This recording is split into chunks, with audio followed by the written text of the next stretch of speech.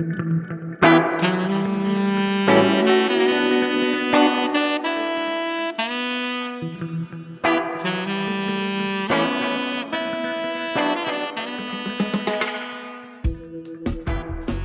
listening to the Speaking Tongues podcast. I'm your host, El Charisse. Each week, I sit down to a conversation with multilinguals where we discuss and celebrate language, life, and culture through our own perspectives. Episode 125, Speaking Colombian Spanish.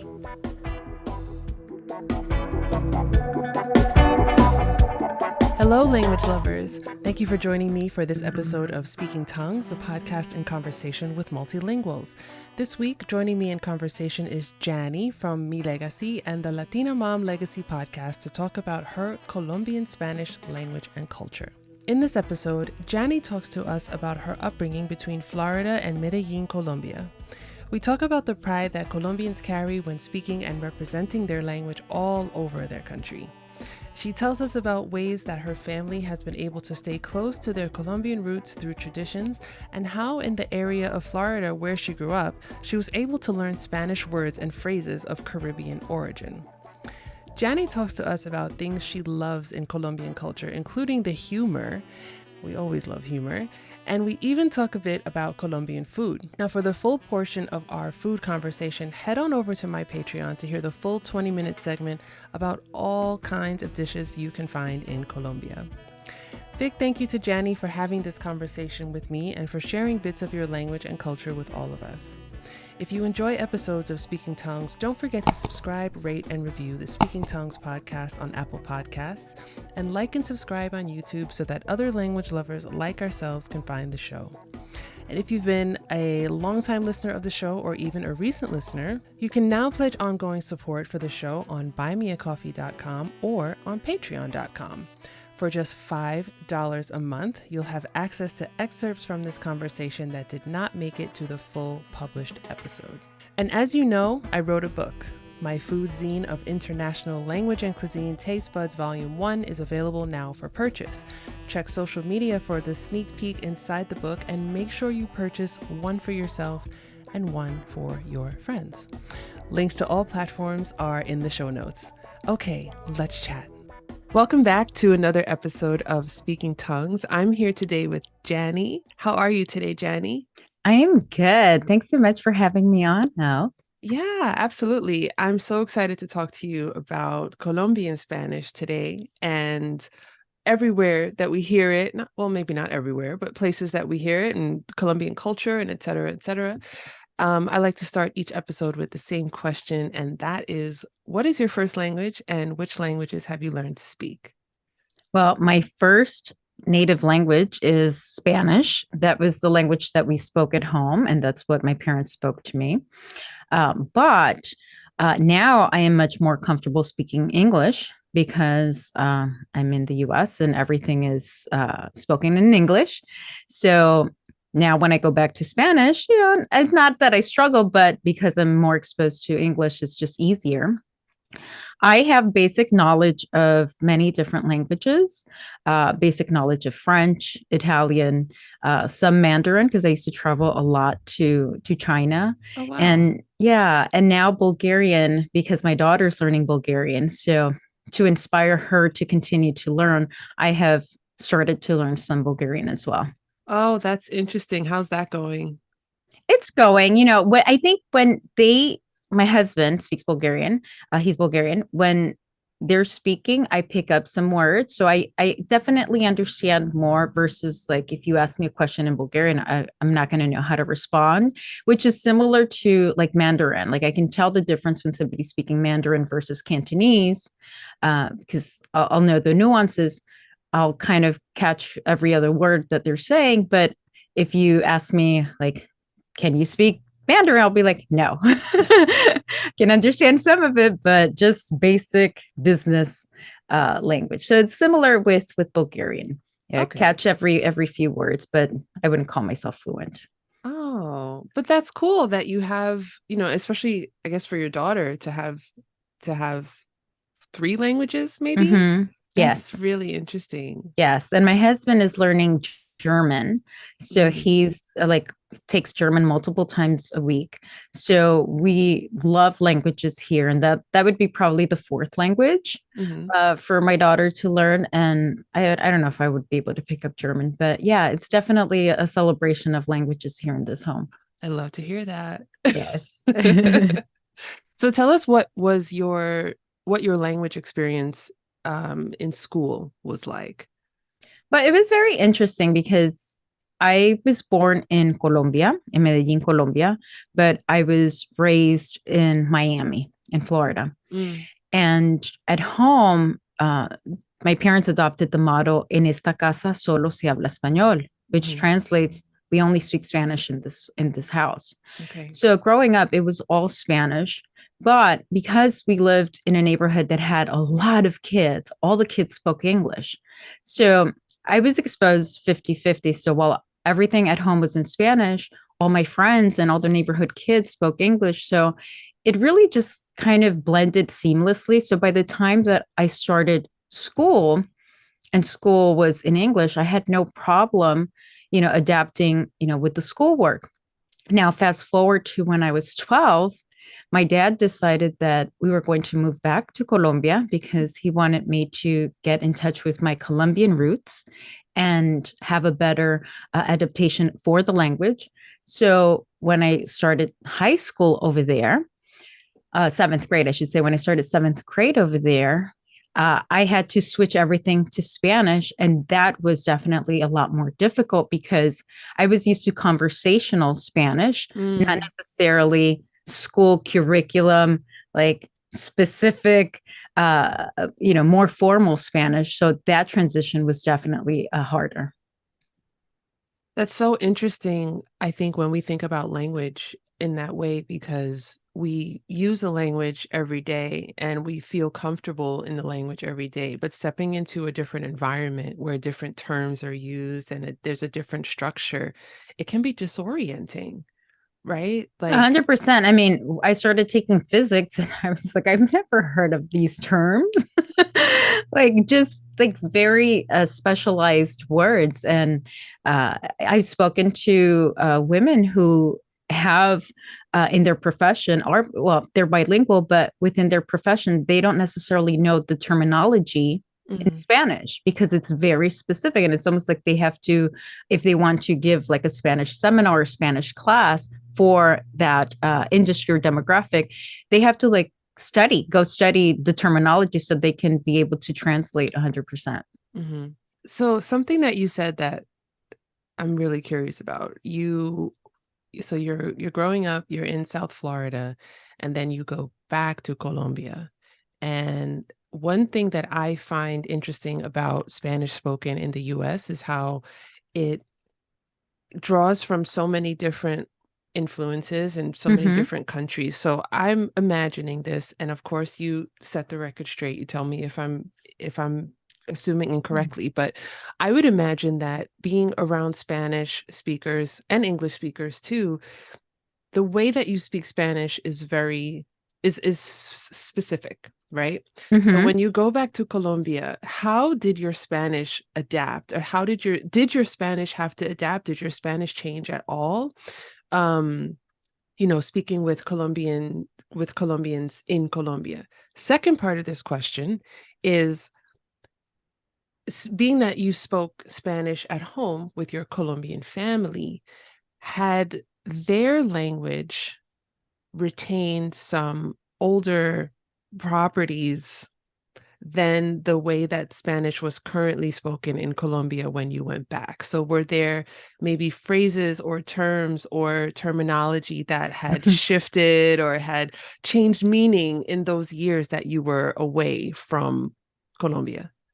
Well, I think something that was very interesting is that when you grow up in Miami, you grow up with a very heavily influenced Cuban upbringing because, I mean, I don't know what the percentage is, but I can tell you at least 80% of people living in Miami. I mean, now it's maybe different, but when I was growing up, it was maybe 70 to 80% of the people that were living there were Cuban. Mm, And in specifically in the city that I grew up in, which is Hialeah, I can tell you, we were within the Latinos, we were the minority, Oh. meaning that probably 90% of the population there were Cuban. And it's also the most Hispanic city. Fun fact, the most Hispanic, quote, Hispanic city in the United States, where 96% of its inhabitants speak only Spanish. Mm. So it really is like going to a different country or a Spanish speaking country. So you adopt a lot of Cuban words into your everyday life because you're surrounded by this 24/7. So whether you catch it or not, you kind of adopt these and so at home we're speaking Colombian Spanish, but we're integrated with Cubans 24/7 Mm. around outside the home. So you start bringing that into the home. So the mix is a very interesting fusion. And like my Spanish is a total fusion of every word that I've lived. But what happens is, and I remember when we went back, that especially when it comes with the cooking, my mom and we adopted a lot of words from just like the Cuban cuisine.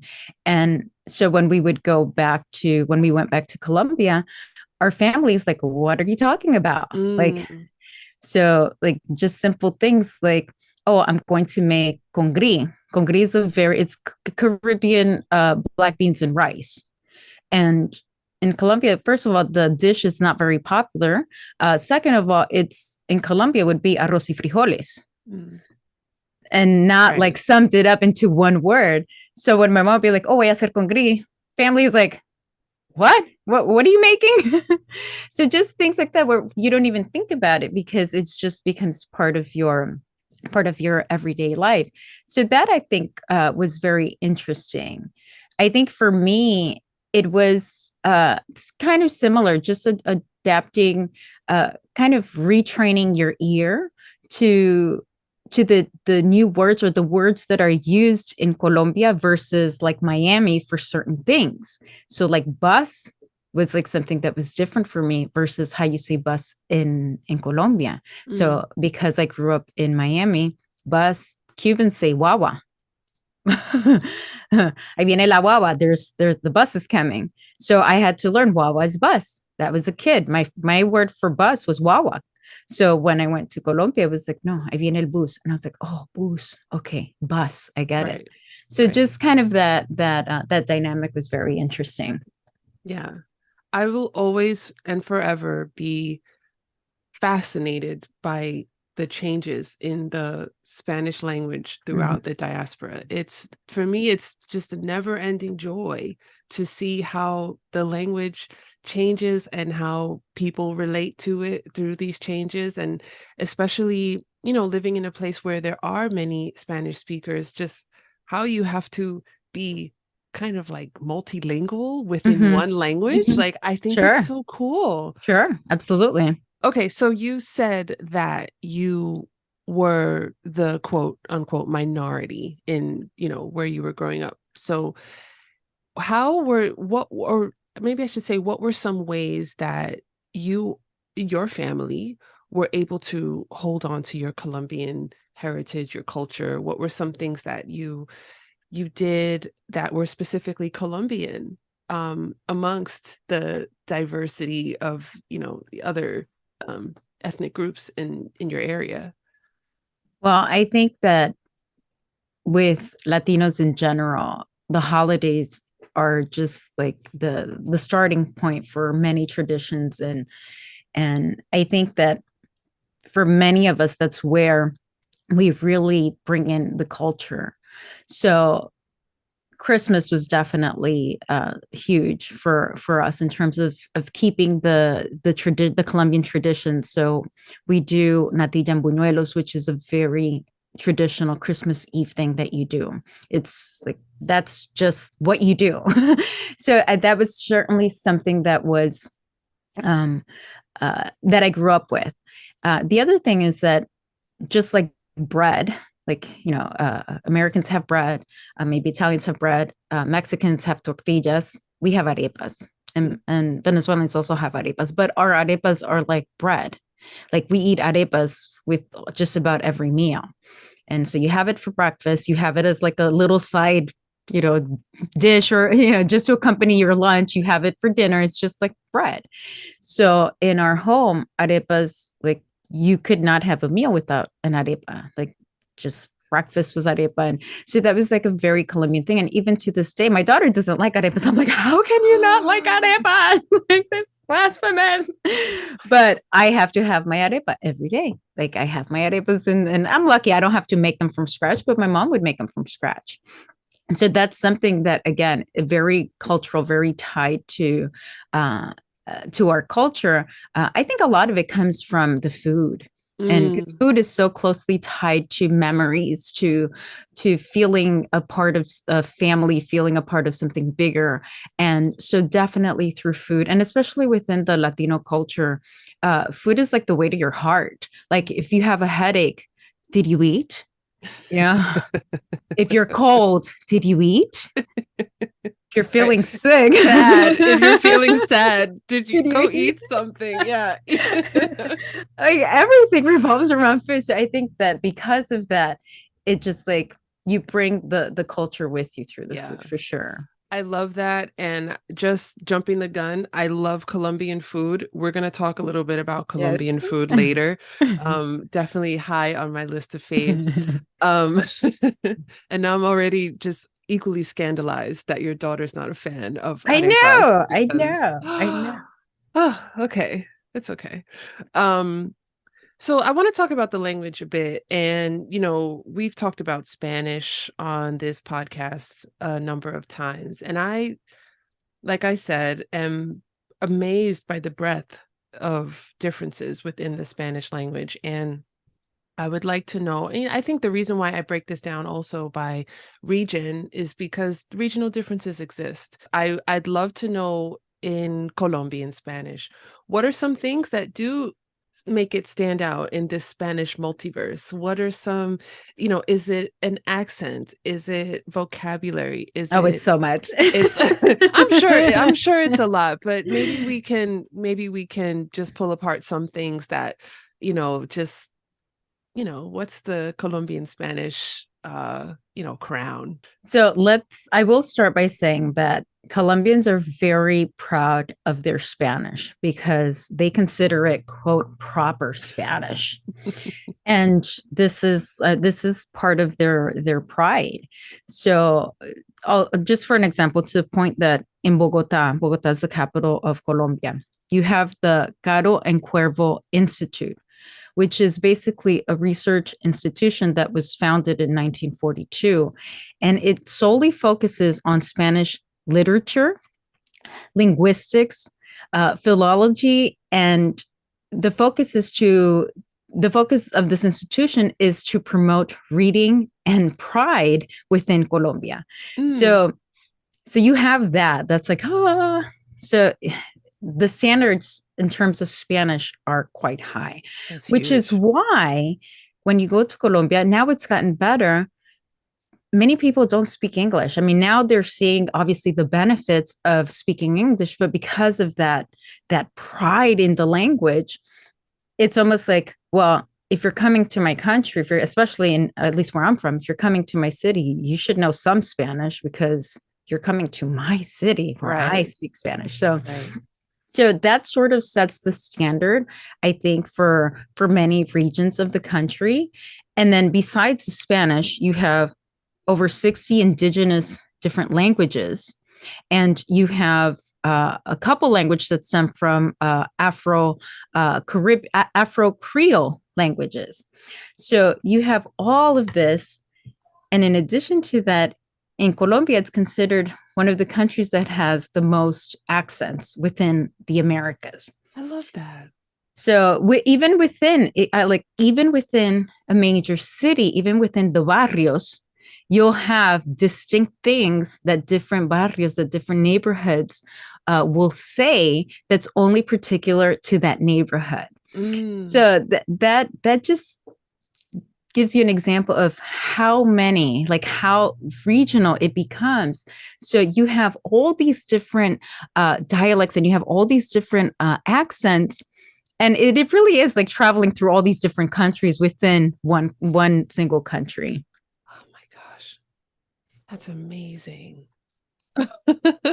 I think so. That's amazing. I had no idea. And I feel like, particularly with Colombia, like I feel like I'm learning so much as I'm getting older because, you know, I feel like unfortunately, I grew up in the 80s.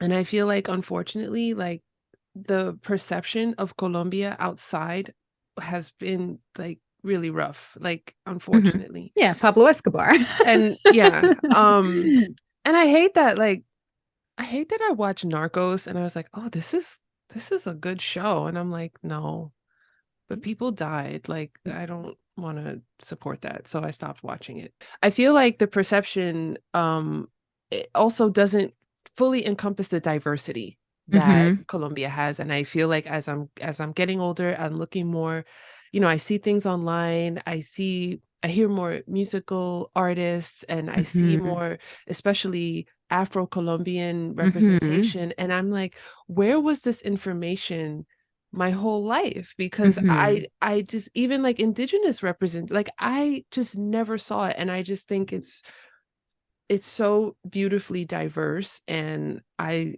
love seeing it. I want to see more of it. Sure. And I think I'm gonna I feel like I say this every episode, but this is for true. Like, I really want to go to Colombia, You and I should. haven't I haven't been yet, and I'm like, what am I waiting for? You should. You should. No, I will say you shouldn't feel bad about not being exposed because even within our own culture, even within the big cities, like when I lived in Colombia, what you see in the media is different from reality. So there wasn't as much representation even within the Colombian culture, like within the media. So if you think about las telenovelas, the soap operas, like where is the Afro Chocuana in la novela? Like, no. Like, where are the indigenous people? No. So again, it's not just here, but it's like within our own community what gets presented to us. And now I would say definitely over the last 10 years, it's definitely changing, which is great and amazing. But there's still a lot of work to be done because still there is a lot of within our own culture, there is a lot of racism and Mm, there is a lot of separation. And I think it's still going to take a long time for us to kind of see each other as just human beings, no matter what you look like, or but it's going to be a while for sure. So don't feel bad about not being exposed because hey, if we weren't exposed and I was living there, what's to be said about the rest of the oh world? my goodness, it's true. It's so true. I'm glad that we are in, or at, moving toward, I should say, a place Mhm. of, being comfortable showing diversity in so many different cultures. And, Mhm.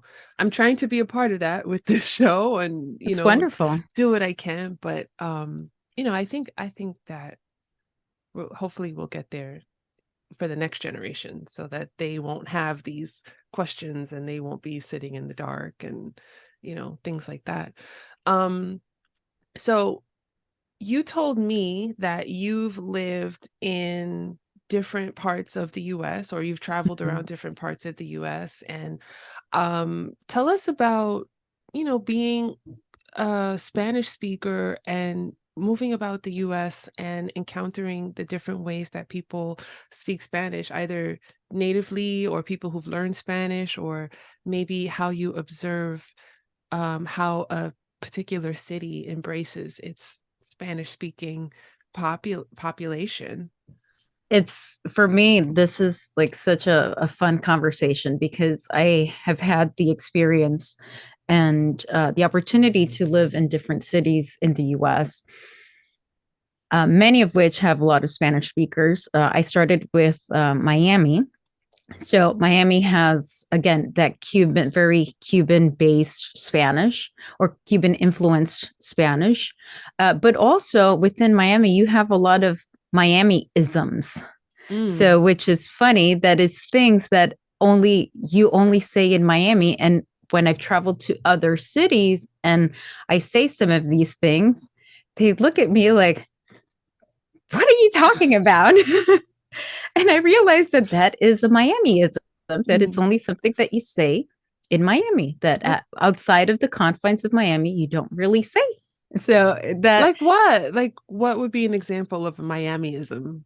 so for example, in Miami, there you can say like it's a term of endearment, but you can say papo or mama or mamita or papito, like when you're addressing like a friend or uh it has nothing to do with calling them mom. Mm. It's just like it's just a sweet way of calling somebody. So you say, papo, ven, vamos a la tienda.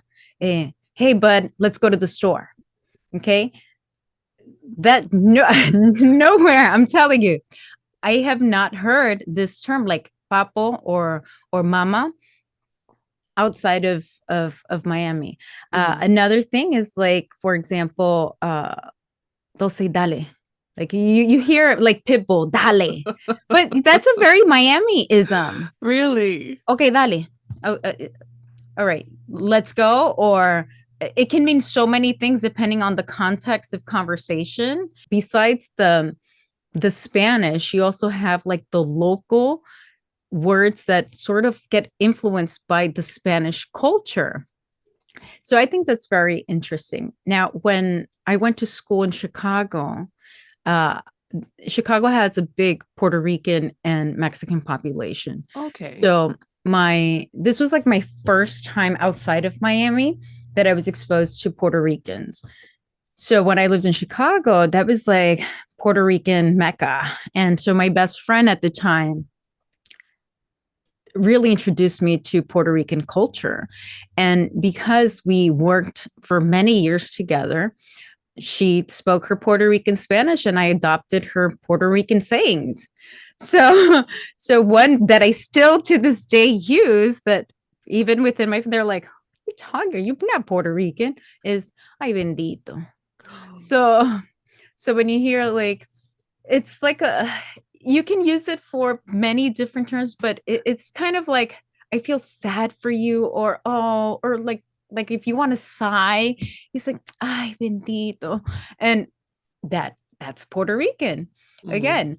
And the other thing there was that was the first time that I was exposed to Mexican culture, because I Mm. lived in a neighborhood called Ravenswood, and two stops over was I believe Kedzie was like the neighborhood. I don't know if Kedzie was the neighborhood, but I know that was a train stop.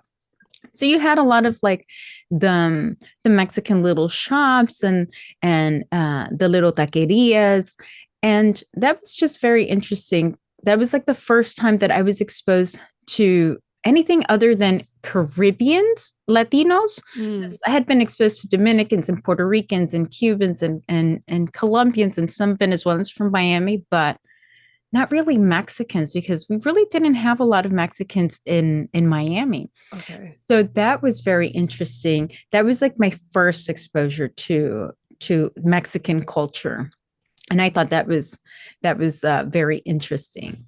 Within my travels, I ended up in New York, and New York is more of, in terms of Latinos, I would say New York is more Dominican, uh, more Dominican, Puerto Rican too. But this is where you have like the New Yorican Mm. culture. So even within here, you have, I adopted the Dominican words. So like my best friend, still to this day, is Dominican. And she has like many words like que lo que, like que lo que, what's up. And then through my travels within my business, going to California and working in Mexico, I've learned a lot of Mexican Spanish. And I've adopted like one word that I love and I use a lot. It's not Colombian. It's not something that we use, is platicar. Vamos a platicar. Let's go talk. Let's go have a chat. Oh, Where in Colombia we'll say, vamos a hablar, vamos a conversar. see. Like we wouldn't say platicar. Yeah. But I love that word. And if I know who I'm speaking to is Mexican, I will say mande. Like if I ask a question, if they ask me a question and I don't understand, in Colombia we would say, ¿qué? Or, can you repeat that? ¿Puedes repetir? Mexicans will say mande, like what? So it's like the equivalent of, so if I know if I'm speaking with a Mexican, I'll say mande, like if I don't understand something. But it's not something that I would ever say in Colombia or ever say with my Puerto Rican or Dominican friends. So you sort of adapt all these like different Spanishes from all these different regions. Oh my gosh. While you were talking about specifically Puerto Ricans in Chicago and Dominicans here in New York, it's interesting how me, as a non-Spanish speaker, I've heard these. I think it's so wonderful that you've had the opportunity to see the expression of the Spanish language all over the United States. And I had a guest on the show she's a friend of mine now, and she also grew up in Florida and she speaks Spanish. And one of the pillars that she stands on is saying that the United States is a Spanish speaking country. And when I think people think of the US, they think of, oh, they speak English and they put, but this is a Spanish speaking country and there is Spanish iterated in all the different corners of the US. And I think that's one of the things that makes, this such an interesting place to live is having that. One thing I was going to say about, living in New York, I can speak for. I've been to Chicago for a weekend, so years ago, so I can't really comment on it. And believe it or not, I've never been to Miami. I know, bendita. Yeah, bendita. I have not yet had the pleasure of visiting South Florida. But what I can say about New York, and I've been to LA, but I wasn't really paying attention. But I can say about New York because I'm here in New York. This is a part of me. What I love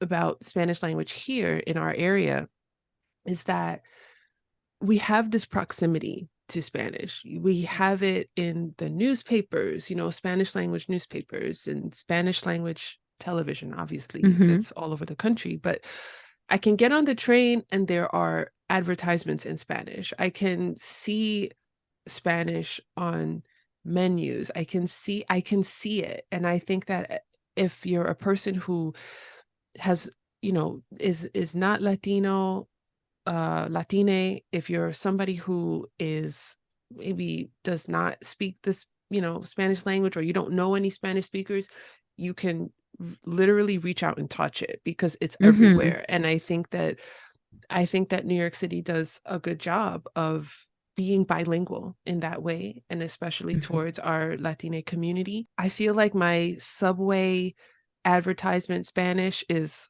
100%. I feel like I'm getting it, and I'm like so proud of myself. And every now and then I have to text a friend like, what does this mean? But I think the accessibility of it, there are forms that we get that are, in English and in Spanish, in the same way. And maybe it's the same in other parts of the country. But as I said, I'm in New York and that's what I can speak to. And I just think it's great that we can, reach out and it's there, it's accessible, it's waiting for us. Now, about culture in Colombia, Colombian culture. I should have said this, I should have started saying this, but I wanted to save it for, talking about the culture. But so my very best friend is Colombian. Her family is Colombian. And we were roommates in college. And we, so I spent 4 years listening to her speak on the phone in Spanish with her family every day, every day, every day, every day. So that's why I have a false sense of security that my that my comprehension is really high. And it's, I cannot put a sentence together, but I might be able to kind of understand. But, what you said about Colombians and thinking that their accent is the proper accent or being understood. And it's funny because like when she speaks Spanish or her family speaks Spanish, I feel like I understand so much. I tell myself that I understand so much. May I ask you, what part of Colombia is she from? Do you know? Her family is from Bogota. Could we go back? I want to tell you why you understand her. Okay. And this goes to the different accents in the regions. So in Bogota, they're called rolos, and they're considered to have the most neutral accent of Colombia. And their Spanish is very formal. So, for example, it's very proper. So they'll use the word usted, like the formal you, in their conversation. And their accent is very neutral. So for me, I'm a paisa, I'm from Medellin, very different. Our accent is probably the most recognizable.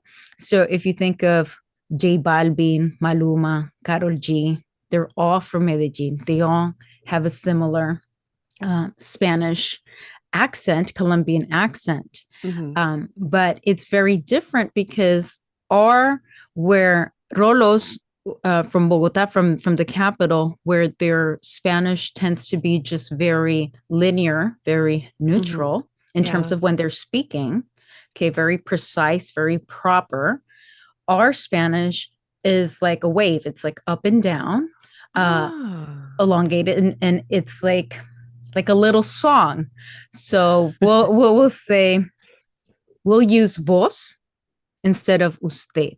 Oh. So we'll say, ¿y vos cómo estás? Whereas in the capital, say, ¿usted cómo está? So different. The other thing is like, we add an accent at the end. So if you're asking somebody, like the proper way would be, ¿qué quieres escuchar? What do you want to listen to? We'll say, ¿qué quieres escuchar? Oh. So, ¿qué quieres escuchar versus ¿qué quieres? Pues, ¿qué quieres escuchar? And you, like, my paisa accent, like, ¿y vos qué quieres escuchar? Like, you hear that it's like up and down, where her accent is probably more neutral. And you have all these different accents throughout the country, and they're very different. So if you go to like the costa, the Caribbean side, it's more like a Cuban, Dominican Spanish. Interesting. So if you think of like Shakira's from Barranquilla, Sofia Vergara is from Barranquilla. If you hear them speaking Spanish, it's very different from how Maluma or Karol G would sound. And Google them speaking Spanish to do see a deep dive. Yes. Oh so my you gosh. have all of these, and then when you get to like what you have the region, what's called Pasto, which is closer to Ecuador, then you have more of those indigenous roots that have like basis in Quechua language. Yes. So they sound very different. And if you go northeast, where you're closer to Venezuela, they speak very fast, like they're upset. Te pueden hablar así como and you're like, oh my god.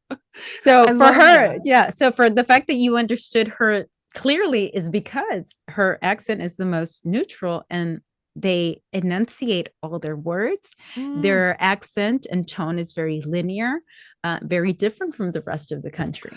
I'm gonna have to call her later and just observe this now that you're explaining it, and I'm gonna do that, and then I'm gonna do the celebrity deep dive. And I will tell you, in the capital, they're super duper proud of the fact that they are neutral. Yeah. that their accent is like because they're like representing the country. It's very fun. How interesting. I was saying all that to say my exposure to Colombian culture, I feel very lucky, to be so close to my friend and her Hmm. family and to that she's, exposed her heritage with me and she's always willing to teach me and show me and Hmm. we've cooked together, we've gone to Hmm. Colombian restaurants, Hmm. I've gone to festivals with them, waiting for the day when we can get on a plane and go actually to Colombia. But the music, she and her brother have shared with me, and it's, I'm so grateful to them for that. I would love to know from you, what are some things about uh Colombian culture in Colombia that you love, like things that instill pride, things that you gravitate toward. Well, let me start by saying, so my dad passed away in 2020, I'm and sorry. thank you. He passed away from COVID, and he wanted to be laid to rest in Colombia. Mm. And when we laid him to rest 6 months later in 2021, that was the first time that I had been back to Colombia in over 12 years. Oh.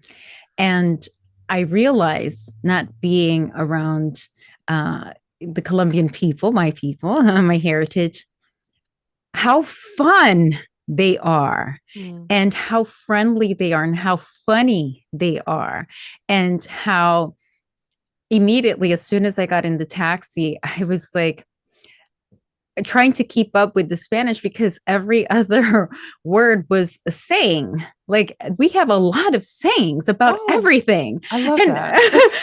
I was like, and my daughter was that was no, not the when we laid my dad to rest, my daughter hadn't gone, but the second time this past year I took my daughter for her to experience, and it was very interesting because she immediately, so there's a saying that they say, hay mucho taco. Like, I haven't heard this saying in such a long time. And it means there's a lot of traffic. Not has nothing to do with taco. The taco is just spelled the same way, pronounced the same way, but it means there's a lot of traffic. Oh, wow. And I said to my daughter, I said, "Oh my God, I haven't heard this saying in forever." And I said, taco. And you know what she said? She said to me, she said, "Yeah, mom, it makes sense. Hay mucho tráfico." And I was like, ding, ding, ding. I was like, "Oh my God, you're right. You're so right." And I was like, sometimes kids are way smarter than we give them credit, right? I was like, "You're so right." But I realized that in everyday life, they use sayings for everything, and everything is like a joke. And at least in Medellin, that's where I'm from. Mhm. And I love that. It's like it's very lighthearted. It's fun. It's a fun way to have a conversation with somebody, but also that culturally they love to take care of their family and society in general. They take care of the elderly. Like that was something that was very striking to me when we went, because I was with my mom. We were waiting in line at a bank. Still, they were doing the face mask covering, and immediately, one of the ladies from the bank stepped outside. Mind you, the line was probably 30 people long. And they pulled my mom to the side and they said, "Señora, por favor, siéntese adentro. Mm. Please come inside so you can sit.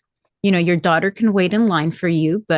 And it's that regard and respect for the elderly, for family, for children, that I think sometimes gets missed, like here, where we don't have, we're so busy in our day to day that those values, I realize they're significant. Like when you grow up surrounded by that, you realize how polite people are, Mm. how everything is gracias, por favor, sí señora.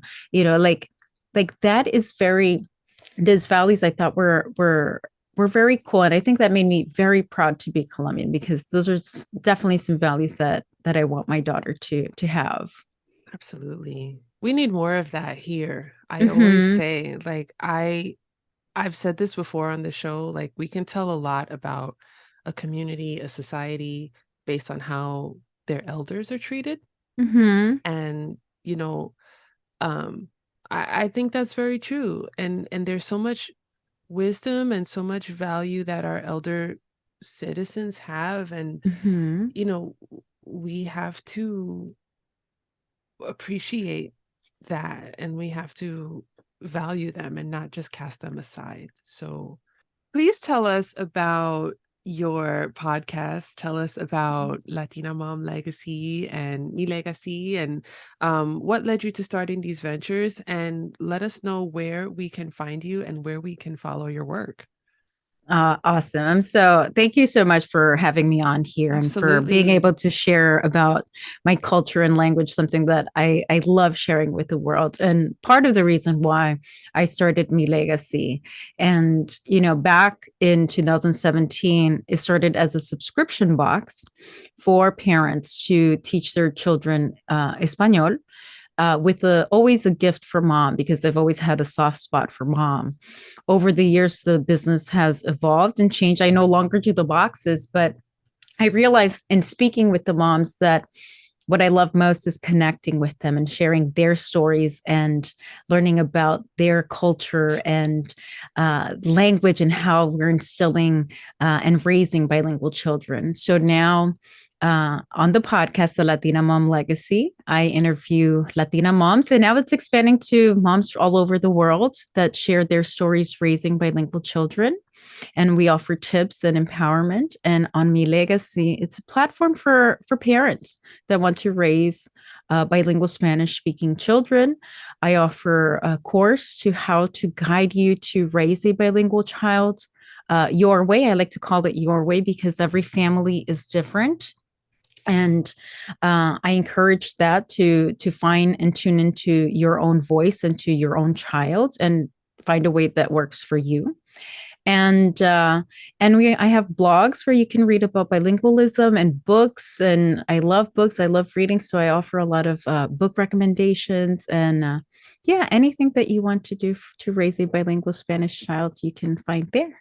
Love that. Give us the links. Yes. So you can, the easiest way is to go to milegasi.com, and that's spelled MiLegasi.com.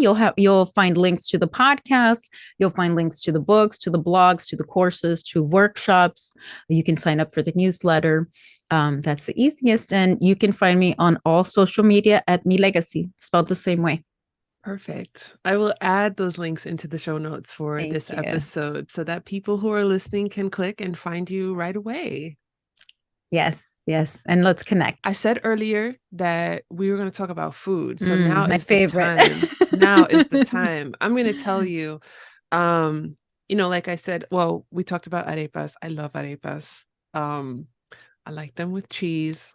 And I love, what's funny? Empanadas. I'm going to get slaughtered for this, but No, empanadas are different across all different Latin American countries. so I don't really like empanadas, but Which empanadas? but I think Colombian empanadas are my favorite. Of course, they're made out of corn and they're deep fried. What's not to love? Yeah. Yeah. And I always say to myself, like, it's to be fair to the empanada community. It's it's not that I don't like them. It's that my expectations are high because it's a pocket full of meat or cheese and it's supposed to be delicious. So I would say 90% of the time when I have them, I'm like, this is going to be amazing. And then I'm like, oh, it was just okay.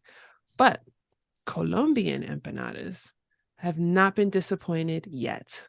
So, And they're different. I will say why you probably like them, because I love me an empanada too, but most of the empanadas, like Dominican empanadas, Puerto Ricans call them pasteles. They're more like pasteles, a little different, but the difference is in the dough. So they use flour based dough. Our base is more like a masa, corn based masa. Okay. So that's a big, so the best way to compare it is if you have almost like a taco that you put into a pocket and you fill it with meat and potatoes and spices, and you put it into empanada shape and then you deep fry it so that it's super crispy. That's a Colombian empanada. Whereas the other empanadas are baked usually and they're flour based. So there's definitely, I mean, fried stuff gives it that extra. That's what it is. That must be what it is. My favorite filling is guava and cheese. What is your favorite empanada filling? So guava and cheese, that is a Cuban empanada. The Guava one and that I yes. had over the summer from the Colombian place was guava and cheese. But you know what? I think too, because this Or is it New was York City. or it was a pastel. Like Cubans do the guava and cheese pastel, which is a turnover, different from an empanada. So turnovers, which we don't typically do guava and cheese for pasteles. We do just guayaba, just guava. So guava and cheese for me is definitely more Cuban. A Cuban guava and cheese pastel. Oh, heaven, heaven. So I've been misled. I was misled last summer. I went to a food market and it was the Colombian stall and they had all these empanadas. And as soon as I saw guava and cheese, I pounced. But I want you to know also that you've just ended a 20-year argument between my friend and I because I swore up and down, left and right, that empanadas have guava and cheese in them in Colombia. And my friend is like, you are a liar. This is not true. I don't know who's been telling you this. So I think I owe someone a huge apology. Thank you, Janny. But what is your favorite filling? What do you enjoy in an empanada? I just like the traditional empanada de carne, which is the meat and potatoes and the basic empanada. Honestly, the basic empanada is meat, potatoes, and spices. That is the basic Colombian empanada. Now, because even we have like the chicken empanada, we don't call chicken empanada. That's a pastel de pollo. So we have the same, it's shaped differently though. It's shaped like a little patty cake. So it looks like a mini hamburger. Same dough though, but the filling is chicken with potatoes and spices. But we call that a pastel de pollo. So you have your empanada de carne and your pastel de pollo. So very simple. Like now, because again, we've come here to the States, we have all these influences from all these cultures that we have, like Colombian fusion, Latin fusion, where you bring in the guava, you bring in all the other stuff. But traditionally, it's very simple. Una empanada de carne y un pastel de pollo. Okay. You guys don't put raisins in them, do you? At least not where I'm from. We don't Thank put you. raisins. Okay. Just checking. Just checking. No, that's part of like when I've had the Jamaican, isn't like the Jamaican patties, don't they put raisins in it? No? No. Chileans put raisins in their empanadas. Oh, maybe. And I always pick them out because raisins don't belong in food, respectfully, Chileans. This is not, I'm not in a mean way, but they're just not for me. Janny, this conversation has been so much fun. Yes. I've really enjoyed chatting with you and learning about your languages and your culture. Thank you so much for your time and for sharing it with me and with my listeners. Ready to go to Colombia and eat. Yes. And eat and check it out. I like to end each episode on the same question. Just to have a little bit of fun and an opportunity for me to learn too and my listeners. Do you have any jokes, popular sayings, tongue twisters, cool slang words, idioms, words of wisdom, or words of advice in Colombian Spanish to share and to teach us? Pues lo que te diga es mentira. Okay. So that is a saying that it literally translates, the literal translation is what I'm telling you is going to be a lie.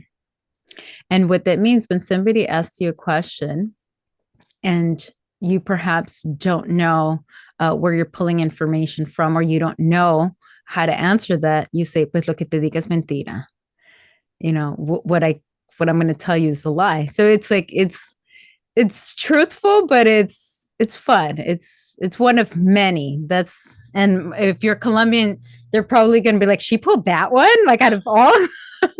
Like we have a billion of sayings and she did that one. No, but that's useful. That's a useful one. Can you teach it to me?